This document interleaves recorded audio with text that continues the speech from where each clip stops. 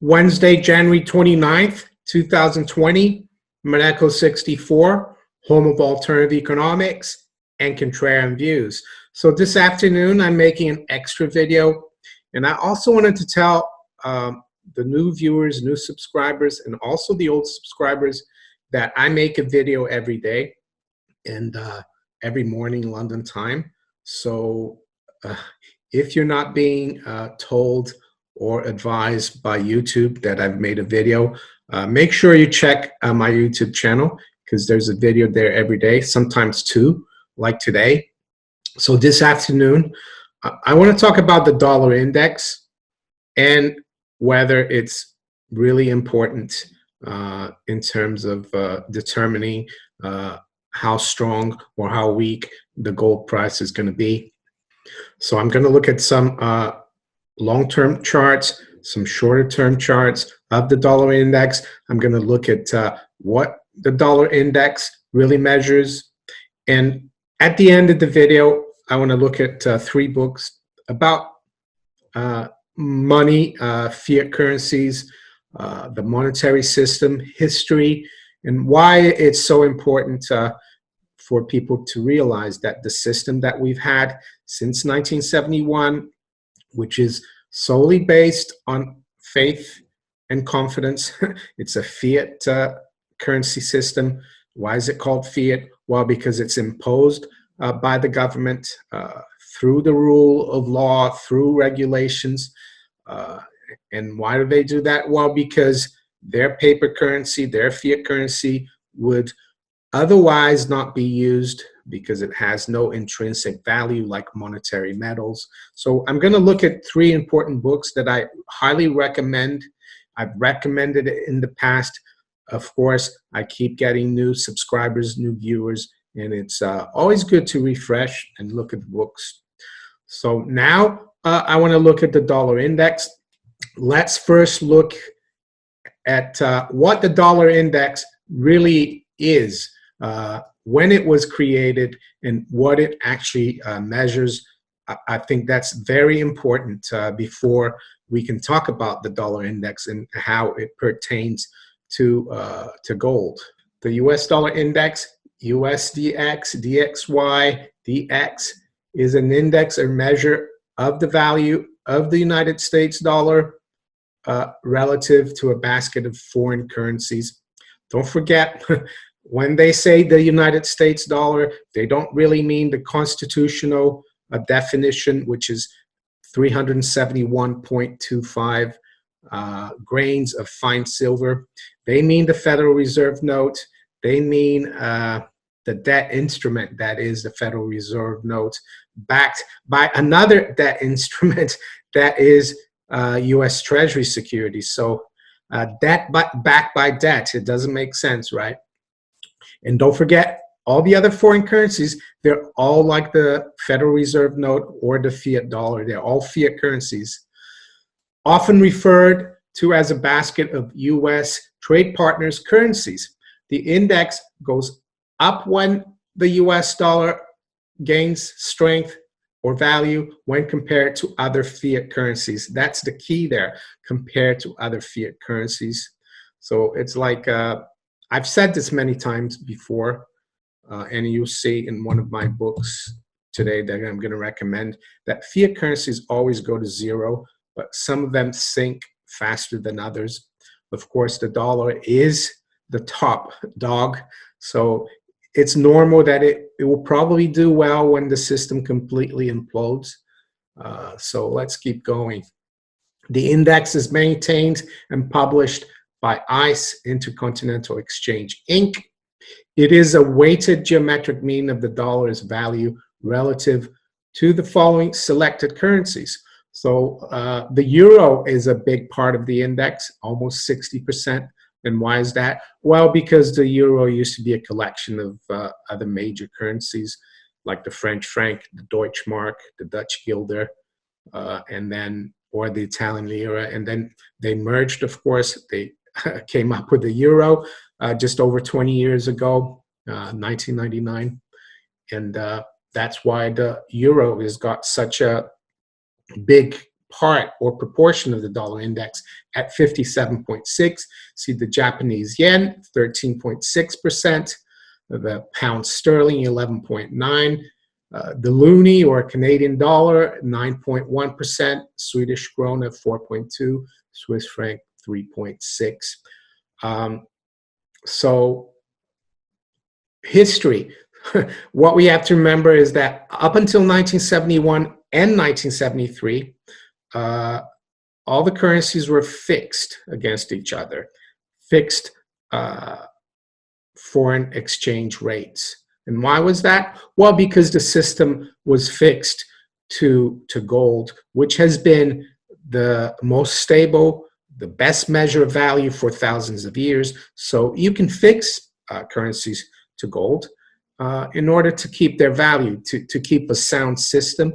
But once Nixon took the system off gold, when he suspended temporarily, as he said, the convertibility of the US dollar into gold, once he did that, the anchor was pulled from the system.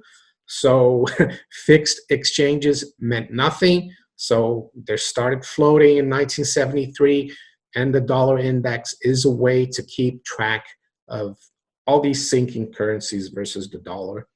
The dollar was, of course, the major reserve currency during the Bretton Woods system, and it's remained after we've got a non-system. A lot of people call it a non-system. What we have is an agreement with the Saudis to keep the dollar demand high, and dollar is running on reputation and on the fact that people are used to using it on faith and confidence, not because it's backed by gold like it used to be up until 1971. So yeah, it was created right after currencies, foreign currencies and the dollar floated against each other. And it started at 100 in 1973, March 1973. So that's the history of the dollar index, is a measure versus other fiat currencies. And it was started out because of the end of the Bretton Woods system. So now I want to look at some charts of the dollar index, because a lot of people don't look at the long term, the bigger picture. In my opinion, they see the dollar index going up and they say, oh, that gold's going to go down, silver's going to go down. We need the dollar index to go down for precious metals to do well. But today, I'm going to try to dispel that notion. I'm going to look at a few charts here. First of all, I'm going to look at a long-term chart of the dollar index going back to 2000.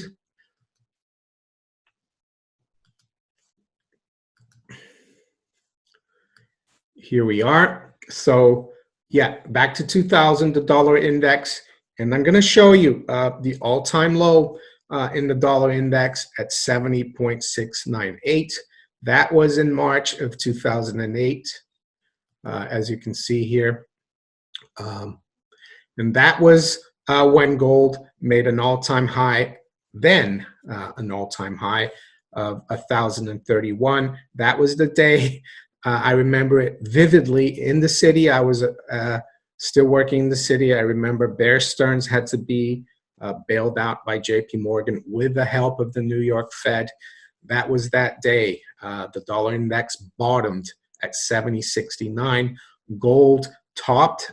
At the time, it was an all-time high at 1,031. So the reason I'm looking at this is to show you that ever since then, the dollar index has risen to a present level of 98 right now, from around 70 to 98. So you would have expected if gold and or silver always go down when the dollar index goes up, you would have expected gold to be below 1,000 right now. You wouldn't have expected gold in 2011 to have gone to almost 2,000. So what I'm trying to say here is that in spite of the strength of the dollar index since 2008 and the fact that it hasn't traded lower than that, gold has actually done very well. We can even look at 2011 when gold reached the high of 1921. I think it was September. The dollar index was actually trading around between 75 and 78, as you can see. So in spite of the fact that the dollar index had gone up, gold went up as well. And right now, of course, gold is almost 1,600, and the dollar index is way higher than it was back in 2008. So this is the long-term chart here. Let's have a look at a shorter-term chart, see how the dollar index is doing right now.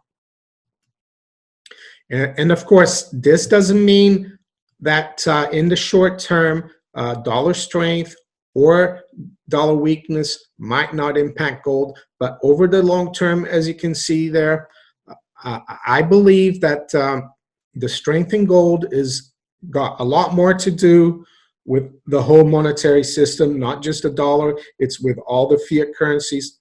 I think people around the world are losing faith and confidence, not only in the dollar, but even more so in the other fiat currencies. So now let's look at a shorter term chart of the dollar index going back to around 2015. I wanted to show you also towards the end of 2016, December 2016. So have a look here. The dollar index was trading around 102, 103. And that's when gold also bottomed at 1,045.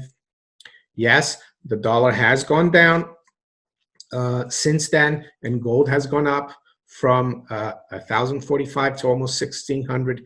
But look where the dollar index is, 98. That's not a huge drop compared to where it was when gold bottomed at 1,045. So right now, this year, we've seen that the dollar index has risen quite well here. Since the beginning of the year, we've gone from around just above 96.50 to a present level of 98. And in spite of that, gold has done very well. I think we've started the year around 1517, and right now we're around 1570. So actually gold is proving again that it's going up, not because of dollar weakness or strength. It's going up because people are losing faith and confidence in fiat currencies. So for those people outside the United States, part of the Eurozone, for example, I don't think the dollar index is a good hedge. You need to be in precious metals, gold and silver. The same thing for Americans.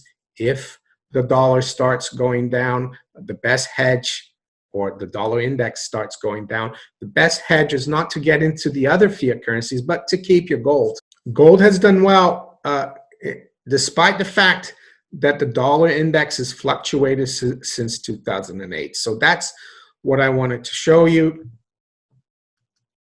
With that, I'm going to look at the books about fiat currencies, books that I recommend that you read if you can get a hold of them. Some are more difficult than others. I've got one here, Fiat Paper Money, The History and Evolution of Our Currency by Rolf T. Foster.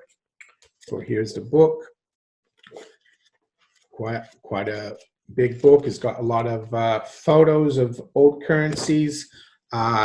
It shows how many hundreds, if not thousands, of fiat currencies always go to zero. So I'll go through what he says here in the back.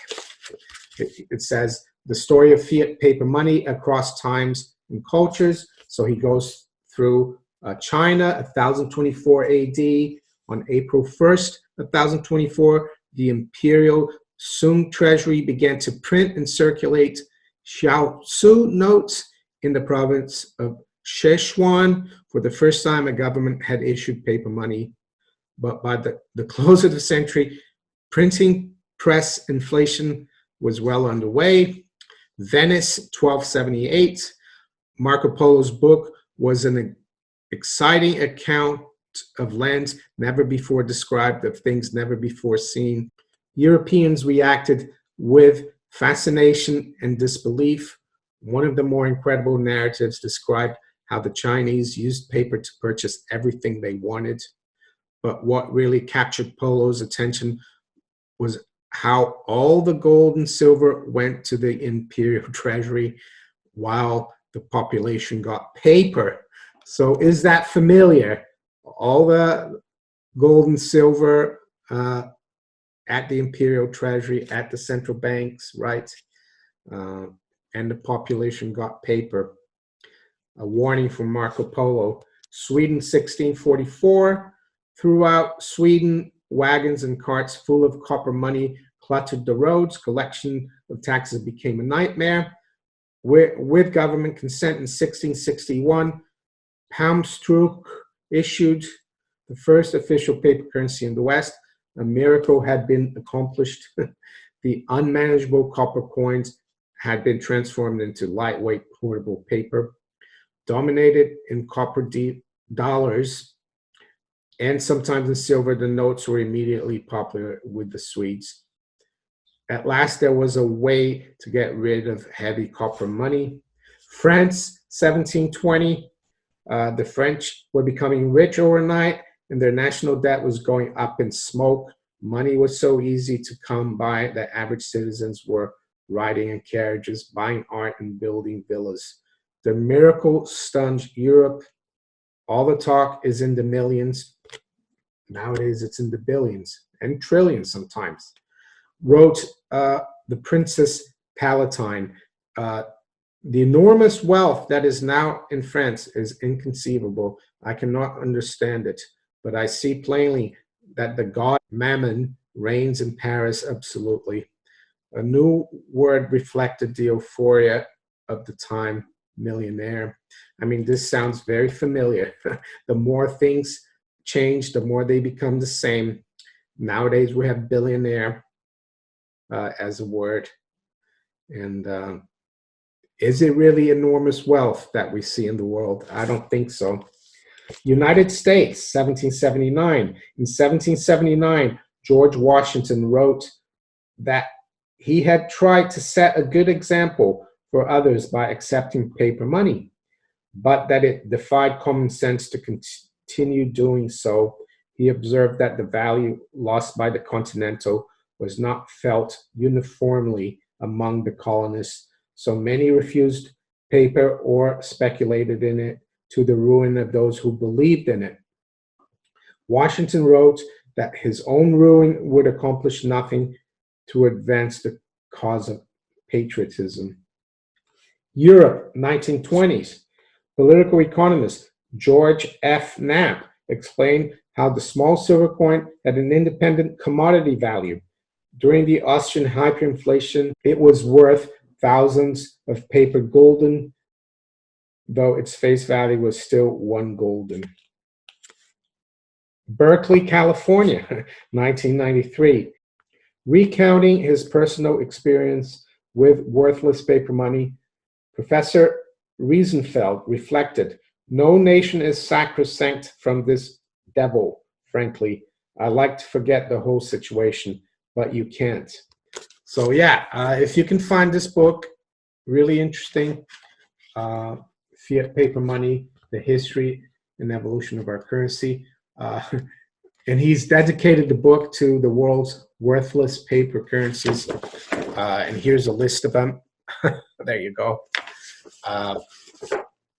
The other book that's one of my favorites is Fiat Money Inflation in France, How It Came, What It Brought, and How It Ended by Andrew Dixon White. It's the story of the French experiment right after the French Revolution of issuing paper money And it was backed by actually church land, by church property. They're called the assignats, but they overissued it, and it all ended in tears, as usually fiat currencies do. I think in 1796, they burnt the printing presses at the Place Vendôme in Paris, and then Napoleon came to power and reinstated gold as money as into the system. The last one is The Triumph of Gold by Dr. Franz Pick. This was written in the 80s. I've chosen a passage from the introduction of this book. Introduction was written by a friend of Franz Pick, and he said that Franz Pick always used to tell him about a Prussian economist, 19th century economist, Georg Friedrich Knapp. And he believed that money, or fiat currency really, national currencies, were an instrument of state order, that its value reflected the public's attitude toward the state, and that given man's failings and thus the state's, the only road a currency can go is down. So really highly recommend all the free books. Yeah, make sure you hedge yourself, your fiat holdings, be it in US dollars, in euros, be it in British pounds, be it in Japanese yen, or in Chinese yuan, or Canadian dollars, Australian dollars. Make sure you hedge yourself, protect yourself versus fiat currency inflation with precious metals, with gold and silver. It's the only way.